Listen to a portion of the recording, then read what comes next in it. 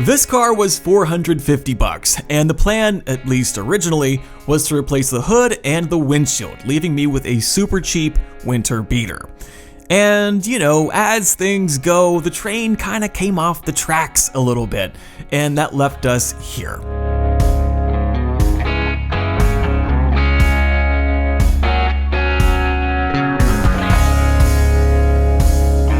Welcome to episode 2. This is a 2003 Volkswagen Golf GTI 24-valve VR6, and it is a disaster.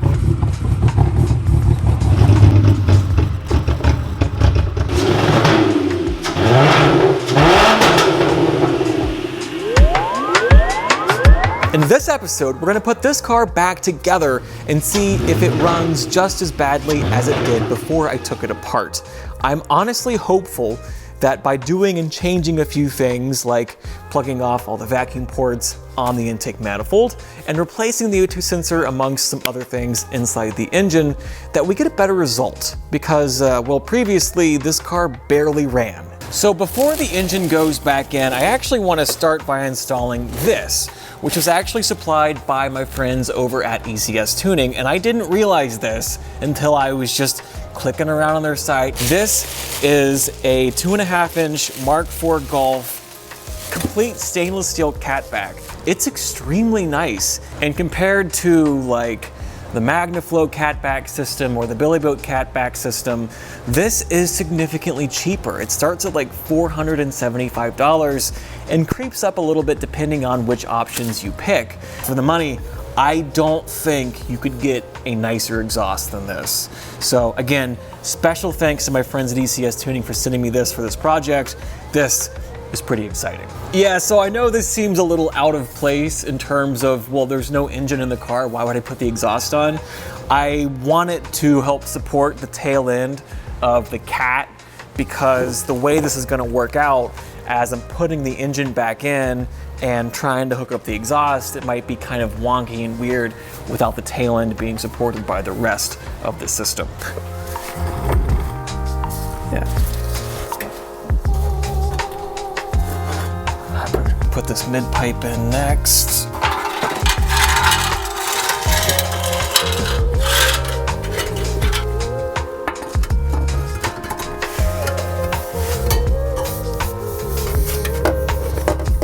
Right off the bat, fitment here is really nice.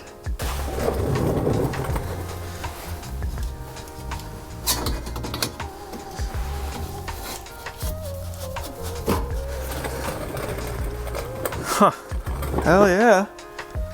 So far, this has probably been the most satisfying part of this whole project.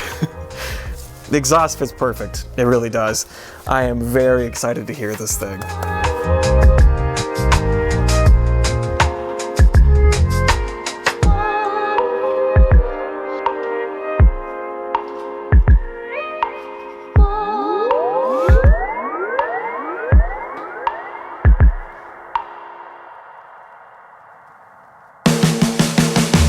Okay. I'm gonna stop myself here for a second because I get asked all the time why I just breeze right through the reinstallation or pulling of an engine instead of explaining every detail of how it's done or why I did it the way that I do it.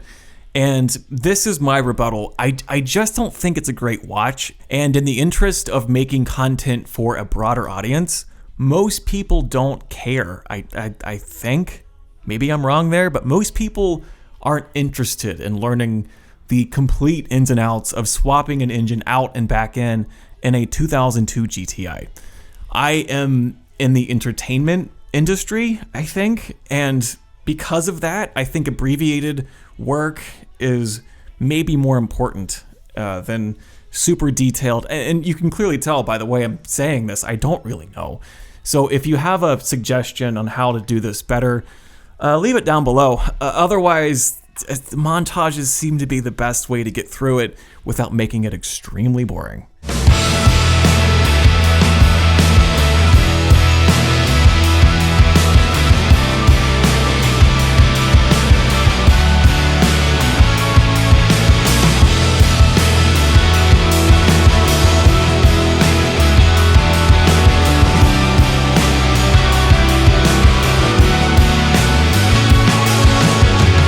are, the moment that I spent all day waiting for. I started about noon putting this engine back in the car, and currently it's about 5 o'clock. So, in case you were curious just how long this has taken, it's a lot to hook up everything and, new exhaust, and granted, I'm not even close to finish yet because the cooling system is laying on the floor still. But we're at a point now where we can see how this engine runs, because previously, when it started cold, it ran horribly. And I'm really curious to see if that will continue after the refresh. So I have attempted at least to prime the oiling system by turning it over with the key with the fuel pump fuse pulled.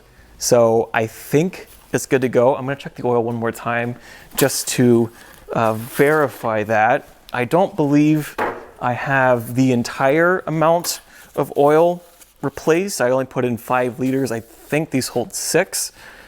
Find out pretty quick here.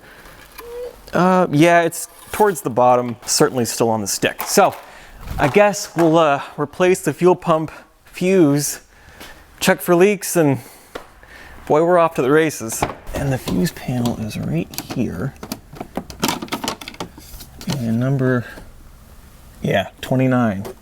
That is the fuel pump fuse. Now, the fuel pump should prime. I am so unnecessarily nervous for this. Oh, come on. Come on. You can do it.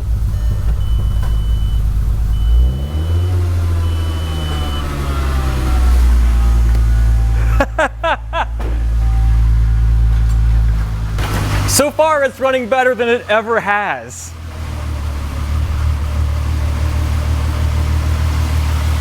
Wow. Look at her go. It sounds excellent. Yes.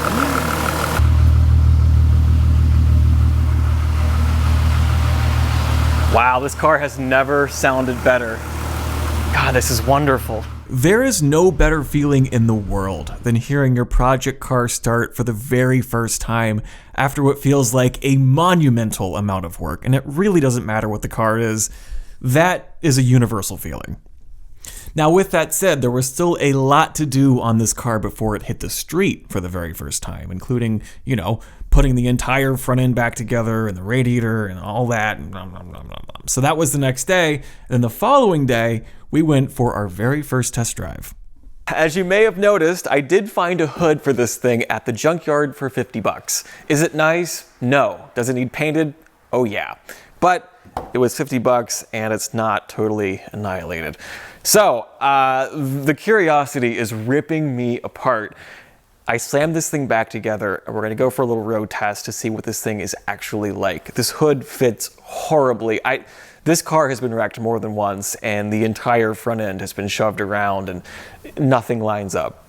So it's kind of a mess. The hood is shut. It's not gonna come open again, at least I don't think. So it's good enough for a quick little local test. And I am so curious. Having this engine completely taken out of the car and somewhat torn apart, I replaced a lot of stuff and it does run significantly better than it did when I picked it up, but it still isn't perfect. I think this thing has like a crackle tune on it or something, because it just pops and bangs out the exhaust so much, and every other parameter is perfect. I mean, lambda control is spot on, hovering right around 0, which is perfect. I mean, there's no vacuum leaks. It's as good as I can make it, and it just doesn't run quite right. I ran this engine for 2 hours yesterday and heat cycled it, everything. It seems to be fine, but it just doesn't run 100% correctly. So, I don't know. Let's take it out on the road and just see what this thing does. I am so curious.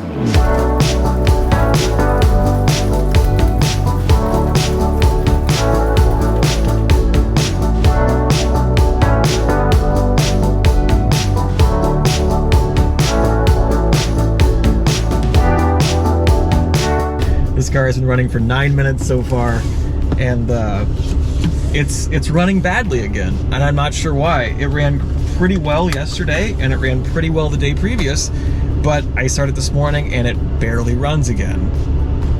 What gives?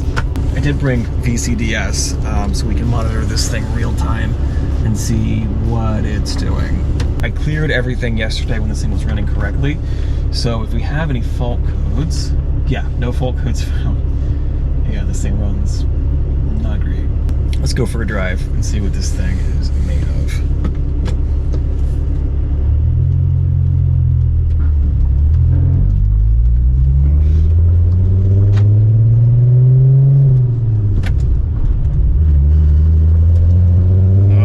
Oh, there are some clear drivability issues with this car. Holy Moses. It's also really loud in here. Oh, man.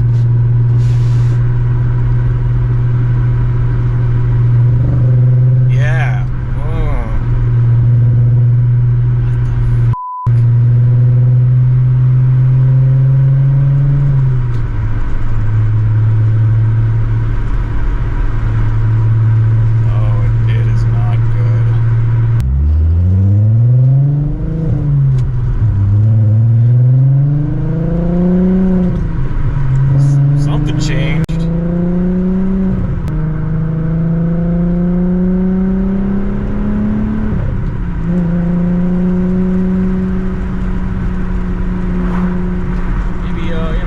Cobwebs out of her. Ah, it sounds good. It's doing that right.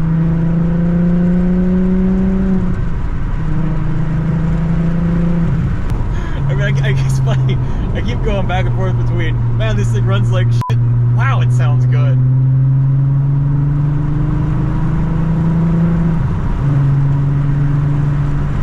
It's pretty quick. I mean, even with its problem, it moves. You do kind of get used to it, unfortunately. I hate it when like you get used to how bad something was. God, I mean, it's worth keeping the window down just to hear that exhaust note.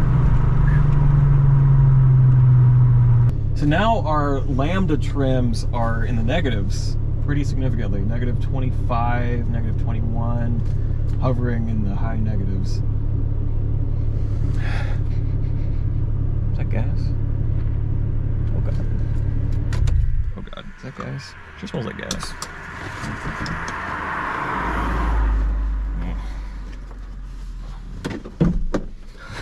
Got me a look. You gotta close the hood with a damn screwdriver. That's pretty typical Mark IV stuff, and the door is falling apart.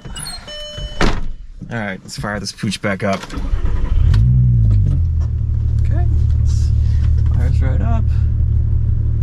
No response from controller. Imagine that. So now I have the fuel pressure regulator unhooked, and if I remember back to the first video, this thing would run at like 40, no, was it even that high? 40 pounds with it unhooked, and it was like 35 with it hooked up, which I think both of those figures are a little bit too low. So I'm curious to see if it runs better.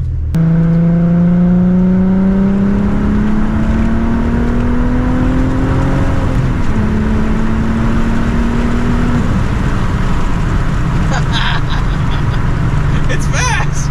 This car's pretty fast. Okay.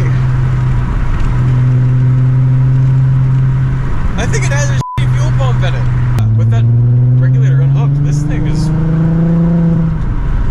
significantly better to drive. I mean, it's significant.